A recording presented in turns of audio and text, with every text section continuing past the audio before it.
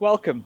During this instructional video, we will run through those critical instructions to ensure that whilst driving for work, or even outside of work, you make the journey safely.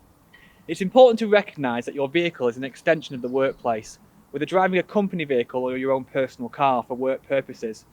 We all share the road and have a personal responsibility to ensure that we're driving safely and remain situationally aware to the hazards that may present themselves whilst driving. For example, cyclists, pedestrians or other road users. Before we even consider getting into the vehicle, there are some essential considerations. Firstly, anyone driving a vehicle must hold a valid, in-date licence and be insured for business use. Secondly, you must inform your line manager of any medical conditions or prescribed medication that could affect your ability to drive safely. And lastly, you should never drive under the influence of alcohol or drugs. Before starting your journey, ensure your vehicle is safe, road legal, and you will do that by completing a pre-use check. Every vehicle is slightly different, so familiarise yourself with the manufacturer's instructions as to the exact requirements and frequency of inspection. So let's have a walk around and discuss what these checks may involve. Checking for engine oil levels and other fluid levels such as screen wash, which is essential for maintaining visibility.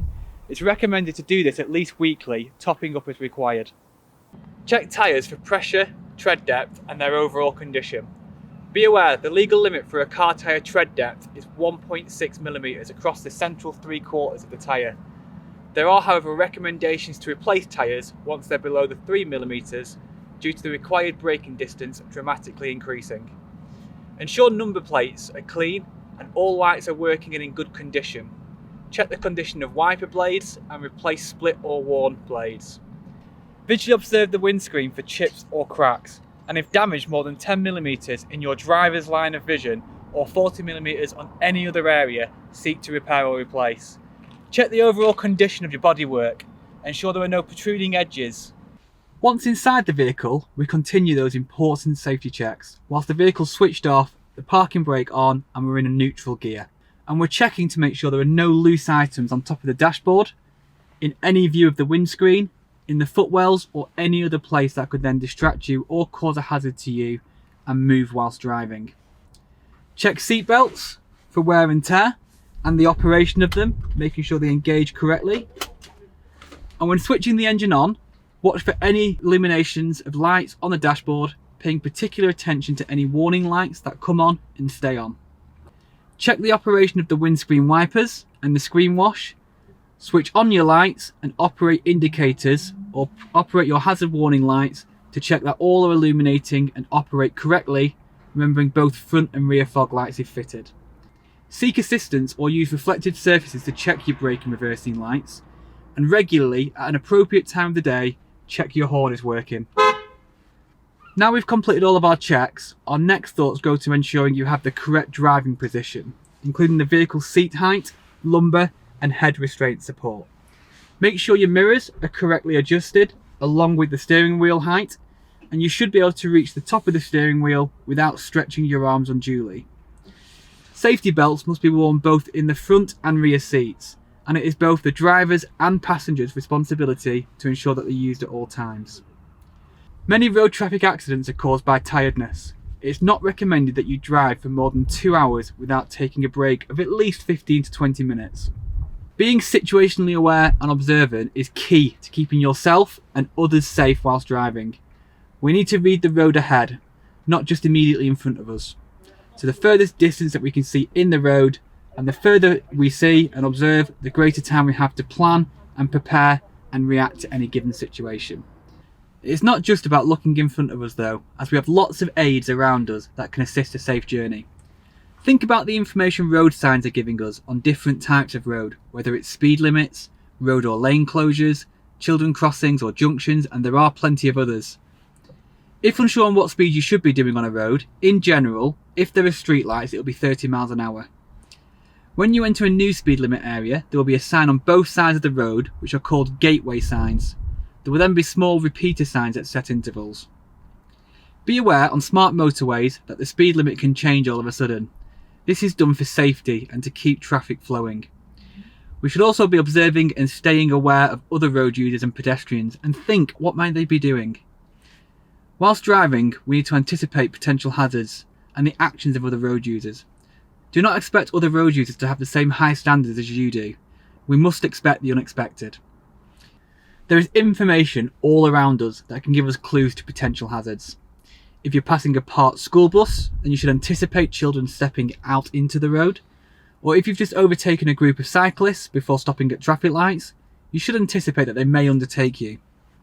If you're driving through a built-up area or on a winding road, slow down and give yourself the time to react to any hazards that may just be out of view. It is critical to create and maintain a safe space between yourself and other vehicles.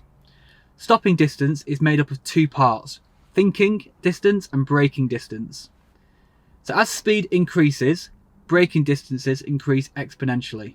So maintain a safe distance from cars in front of you, and it's recommended that there be a 2-second gap, and there may be chevrons indicating these distances on some roads.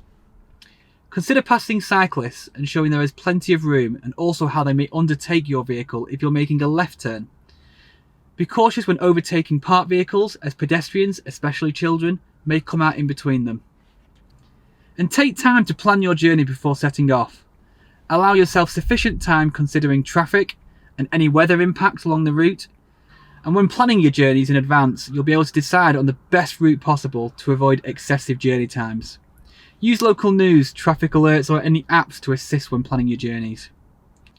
Consideration should be given in adverse weather conditions as to the importance of the meeting and if the journey is actually necessary. Allow extra time for journeys in poor weather conditions, and make sure you have adequate supplies like warm clothing and a charged mobile phone for emergencies. Driving in rain and other bad weather uses greater concentration, so make allowances to your journey times. Handheld technology, such as mobile phones, are not to be used unless they are hands-free and don't cause a distraction. There are different types of hand-free kits for phones and sat-navs, ranging from Bluetooth headsets to built-in or dash-mounted technology. But be aware, you can still be fined or receive points on your licence should an enforcement officer believe a hands-free device has distracted you whilst driving, leading to an incident. You can also be fined if your phone or sat-nav is mounted in such a way that it blocks your view of the road and traffic ahead. Smoking is strictly prohibited in company vehicles, and we strongly advise drivers not to smoke in their personal cars, as again this can cause a distraction that could lead to an incident. If you break down, try to position your vehicle in a safe place and put your hazard warning lights on. Call your breakdown service provider when you've positioned yourself in a safe place, and consider where you have broken down. For example, if on a motorway, you should vacate your vehicle and stand behind the crash barriers or the near side verge of other roads whilst waiting for their arrival. Do not sit in the vehicle, take your keys with you, and only get back into the vehicle if you feel threatened at any time. And you should notify your line manager of your situation and the police if needed. It's a situation I hope you never experience, but there may be an occasion when you're involved in an accident. And it's never until you're in that situation do you think about, well, what would I do?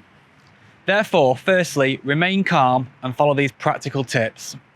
Stop, switch off your engine and turn on your hazard warning lights.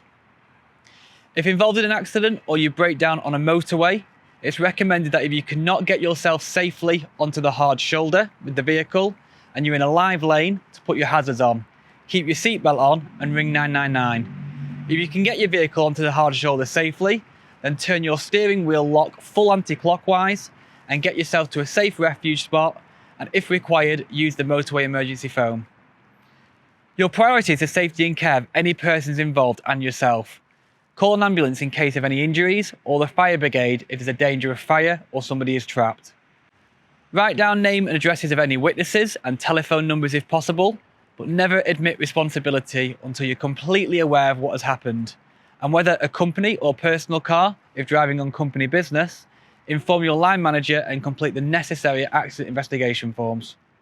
Consider what tools you may keep within your vehicle to support the messages that we have gone through today, such as a tyre gauge, high-vis jacket, warning triangle, first aid kit, ice scraper, a wind-up torch, or general instructions. Ensure you are familiar with the company policies and procedures and remain up to date with the highway code. It's free to download on the internet as well as available to buy in shops.